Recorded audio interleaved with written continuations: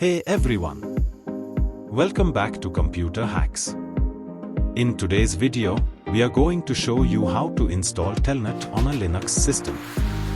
Telnet is a network protocol that allows you to connect to remote computers over a TCP/IP network. Let's dive right in.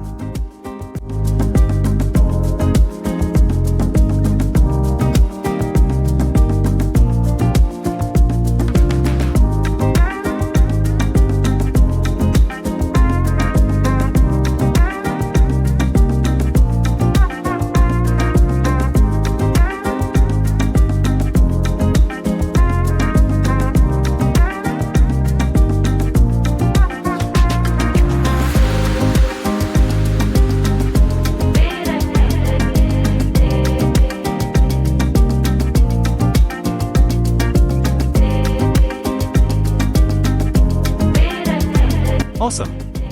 You've successfully installed Telnet on your Linux system. You can now use it to connect to remote servers and troubleshoot network issues.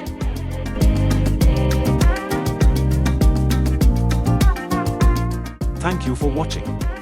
If you found this video helpful, please give it a thumbs up and subscribe to Computer Hacks for more tech tutorials. See you in the next video.